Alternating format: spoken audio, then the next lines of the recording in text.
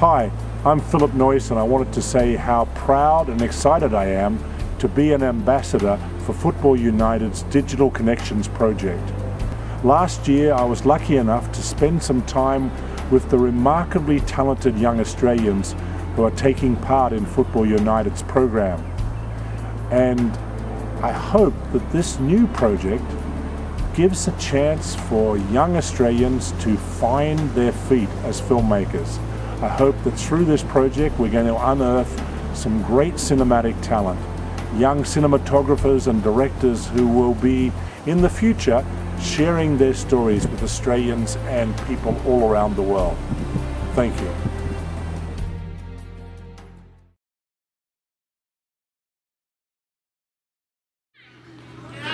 When and why did you start making films? Well, I started making films back when I was in my final year of high school. I went to school at Barker College in Hornsby on the outskirts of Sydney, and one day in September 1968, my goodness, that's a long time ago, I escaped from the northern suburbs of Sydney into the inner suburbs, into Glebe, and I was wandering around on a street in Glebe and imagining my life there as a bohemian when I finally left high school. So the next Sunday I went to what is now the Footbridge Theatre there at Sydney University and saw a screening of what were called underground movies. What we'd call them today is just short films. So suddenly, for the first time, I thought something I'd never thought before, that I could make a movie just like the ones I saw there that night. There I was, 18 years old, one of the few people with the title of film director at that time in Australia, because it was wide open. There was hardly anyone else. Do you like football? You know, along with literally millions of Australians, the Socceroos have turned me around. Although I must admit that spending 3 years living in Chelsea, in London, and going to watch Chelsea play there at their home ground sort of started something, and then it was the success of the Socceroos. I lived between Sydney, where I would say that my favourite team in Australia is Sydney FC, and here in Los Angeles, where, well, it's a one team city, and that's Galaxy. But we do have one pretty good player to make it exciting. Hey Phil, it's Asma. How do you make films tell a story?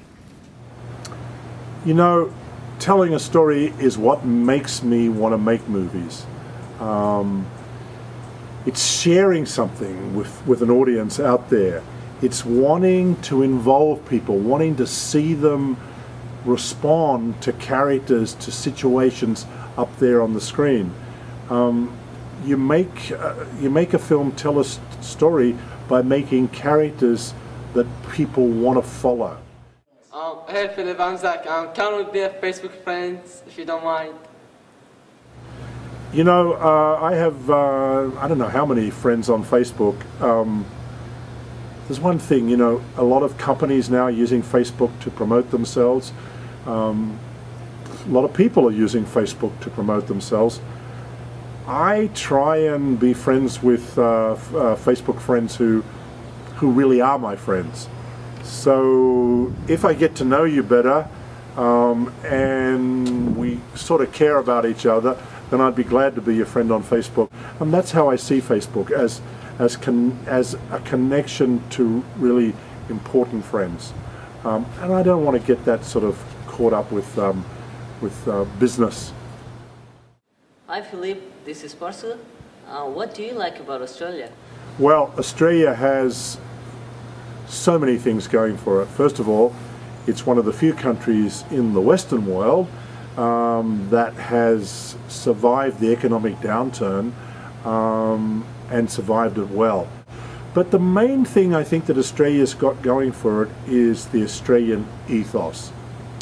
We're a nation that was first inhabited by Indigenous people, and Indigenous Australians have contributed to the Australian character in so many ways. And then Australia is such a remarkable melting pot of cultures. Over 100 different languages are spoken in our country, and we have this going for it. We are truly the melting pot of the world. We are a combination of almost every ethnicity that the world has to offer. I think Australia has going for it you, Australians. Hello, how do you find ideas? Well, you know, I find ideas in so many ways. I'm fortunate enough that I'm well known as a film director, so often ideas just find me. I open up my emails in the morning and there's usually 2 or 3 ideas waiting for me. I was in Los Angeles at my house, the phone rang, and I was woken by Christine Olsen, an Australian screenwriter, who said that she had the film that was going to, that I was the ideal director for. I thought she was a crazy person. I tried to get rid of her, but she persisted and she sent me the script of what would become Rabbit Proof Fence. And then I sort of did what I often do when I find stories that I like. I wet my finger and I put it up in the air and I feel the wind blowing. And I think, is this story going to be a story that's going to affect people? Is it going to connect with people? And it so happened that when I put that finger up at that time and felt the winds of change in Australia, I felt that Australians wanted a story about our relationship with Indigenous Australia. And so that's just one example of how I find stories, and I must say they mainly find me. Hi Philip, I'm Zareen. I'd like to know, what's the highlight of your career? I'd have to say that the highlight of my career was being able to make and screen around Australia Rabbit Proof Fence. It was a film that was perfect for that moment in our evolution as a nation. Being able to bring that story and share it with you guys and watch it taken up and screened in cinemas and on television the world over, that really was the high point. It remains the high point of my film career, of my whole life, really. Who is the most important person you've met?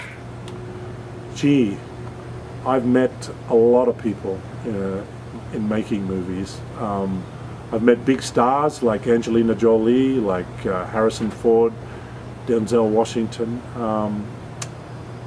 I've met pop stars like Madonna.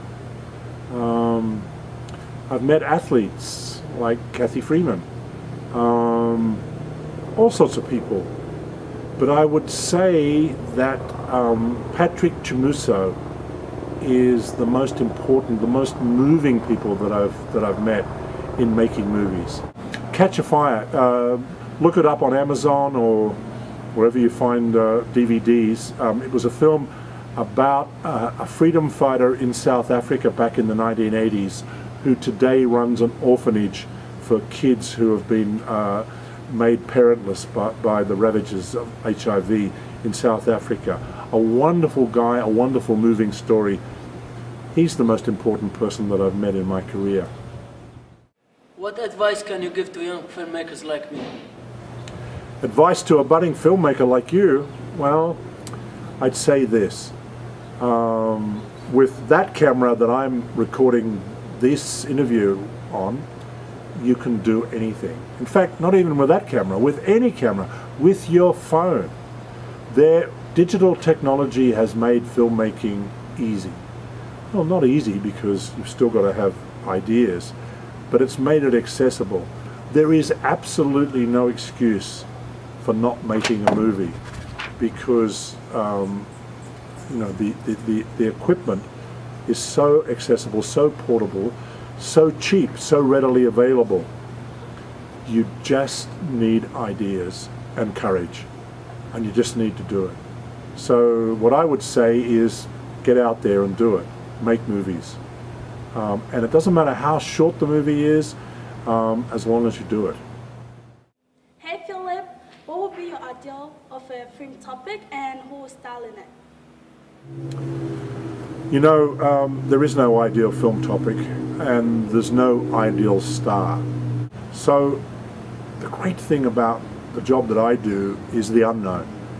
And I'm now 61 years old, believe it or not, and I guess you can believe it looking at my face, but I feel like I'm a child. I feel like every day that I go to work that I'm starting again, because filmmaking, as you already know, and if you don't know it, you're going to discover it when you get out there and make your own movies. Filmmaking is the kind of job, it's the kind of profession where you never know too much. You're constantly learning because the audience out there are constantly moving. They're a moving target. So my ideal project, I haven't found it yet. It's going to find me, like the other stories that find me. My ideal actors, I haven't discovered them. I haven't met them. They don't even know they're actors yet. And I don't know that they're out there because I'm still discovering. I'm still on a path of discovery. And I hope I keep on that path until, well, whatever day. Thank you.